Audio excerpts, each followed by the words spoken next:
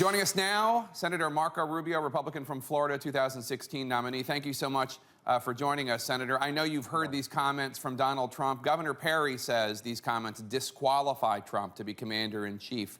Do you agree? I do agree. This is not just an insult to John McCain, who clearly is a war hero and a great man, but it's an insult to all POWs, to all men and women who have served us in uniform, who have been captured in battle. And this somehow makes the assumption, or he's saying, that somehow if you're captured in battle, you're less worthy of honors than someone who isn't. It's not just absurd, it's offensive, it's ridiculous, and I do think it is a disqualifier as commander-in-chief. Now, some Democrats, including Hillary Clinton, have criticized you and your fellow Republican candidates for not speaking out more forcefully and more quickly after Trump's comments about undocumented immigrants. They wonder why this firestorm about McCain and not a firestorm about Mexicans. Well, there was. I spoke out against what Donald Trump said, but we have to remember this is a man who spent his whole life saying outrageous things. So early in his campaign, when he said something outrageous, people kind of said, you know, just ignore it, move on, and it'll go away. This is what he does for a living. I think now as this has gone forward and he's become a more covered candidate and people have paid more attention to him, it's required people to be more forceful on some of these offensive things that he is saying. But not only did I say that what he said about Mexicans is not just inaccurate, it's offensive. It's not true, and it's also offensive. But what he said yesterday, of course, is offensive about John McCain and inaccurate about John McCain, but it actually is offensive to all POWs and men and women who serve us in uniform, especially those who have served time in the hands of enemy captors and who are worthy of our admiration and respect. Let's move on and discuss the deal President Obama announced to try to contain Iran's nuclear ambitions. Governor Scott Walker says he would rip up this deal on day one. Governor Jeb Bush says the next president would actually have to consult with his cabinet and allies before throwing the deal out. What would President Marco Rubio do?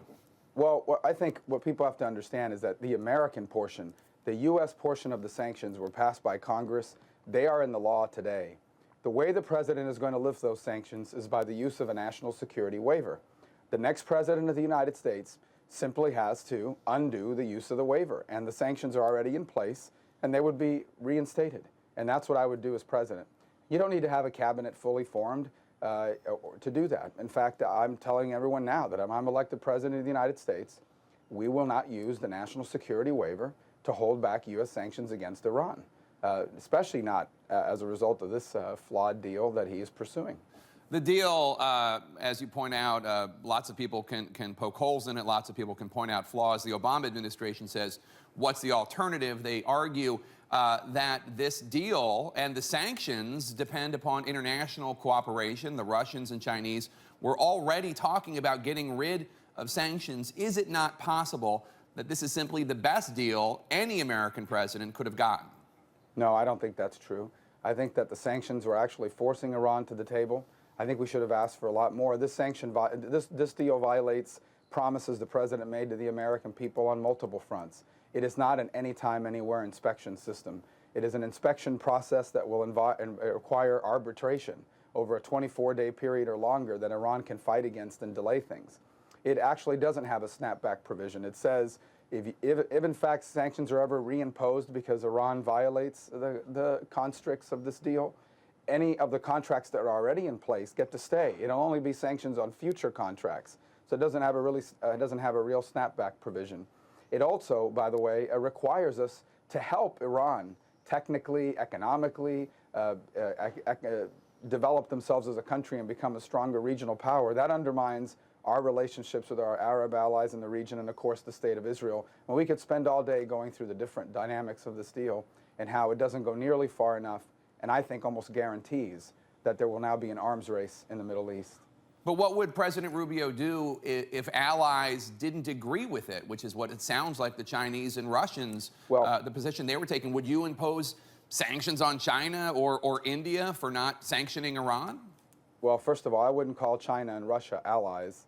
And second, our foreign policy as a nation is not subject to what China wants to do or Russia wants to do or the EU wants to do or anybody wants to do. We have our own foreign policy. It needs to be in the national security interest of the United States. I would never have entered this negotiations unless we understood up front that Iran was going to stop enrichment activities, was going to stop their ballistic missile capabilities, and was going to stop sponsoring terrorism. And none of these conditions have been met. And so now $150 billion is going to be delivered to the Iranian regime, which they will use a substantial portion of it to arm and support Hezbollah, to help Assad, and to help them carry out all sorts of terrorist activities. This to a government that has the blood of over 1,000 American servicemen in their hands, because they were the ones building the IEDs that killed a bunch of Americans in Iraq less than a decade ago. Let's turn to another matter of foreign policy. Tomorrow, here in Washington, D.C., the Cuban embassy is going to open. This is, of course, part of President Obama's efforts to normalize relations with that country. You have made it very clear you oppose normalization. You've called President Obama's policy a victory for oppression. Would President Rubio shut down the Cuban embassy here in Washington?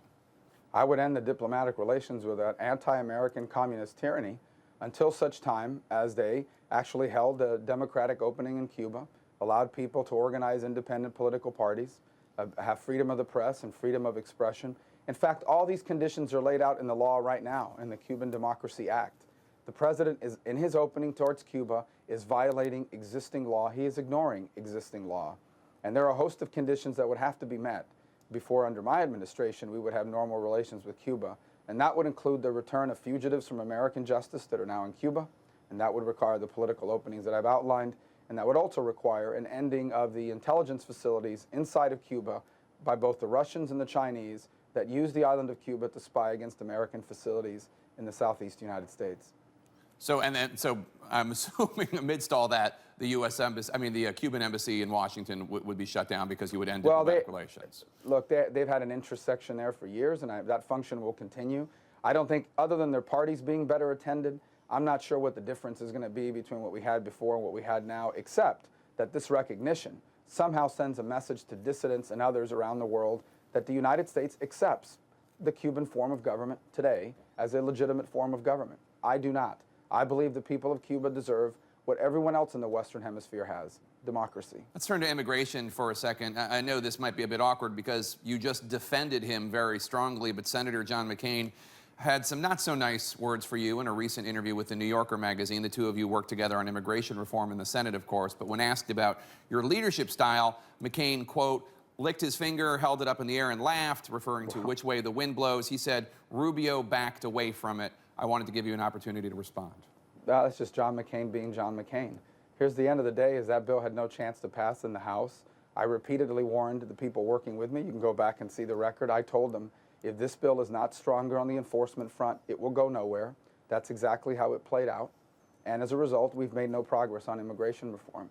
I warned everybody about that during that process. Every time I would warn people about it, they said I was trying to unravel the process. I was being honest with them. There is no way this bill was going to pass unless the enforcement aspects of it were clearer and stronger. They were not strong enough. That's why today we have less votes for that bill than we did even 2 years ago. And that's why, while I continue to want to move forward on immigration, I know that the only way we can move forward on it is to first secure our borders, prevent visa overstays, and have an E-Verify system. And only after we do that can we do the other two things I believe we need to do: modernize our legal immigration system and deal with those who have been here for a long time illegally in a reasonable and responsible way. Let's talk about the way to deal with people who have been here for a long time in a responsible and reasonable way. I want to play a quick exchange you had with a voter last month in New Hampshire. Do you support a path to citizenship for immigrants who are in the United States but are here illegally? I do, but first we have to do two things. And obviously those two things, securing the border and the E-Verify system. That's still your position, though, a path to citizenship once those other things have been taken care of? Yeah, well, what I've said is, if all we can get is a work permit, it's better than what we have now. There are some that do not support that. But you have to understand what a path to citizenship is. I don't think that's ever carefully explained. Before you can ever be a citizen, you have to be a permanent resident. That means a green card, and you have to be in that status for 3 to 5 years. And what I've argued is, if you violated our laws, you should not be allowed to apply for a green card for at least 10 years. And then when you apply for a green card, you should have to do it through the normal, regular process, not through a special process created for you. So it could take a long time for someone to ultimately apply for citizenship. But I think that's a fair way to do it. It should not be cheaper or faster to become a citizen by having come here illegally. But ultimately, it's my opinion, and I understand some people disagree, that you don't want millions of people permanently living in this country who can never become Americans. But if the best we can do is to stop at the green card process or at the work permit process, that's still better than what we have now.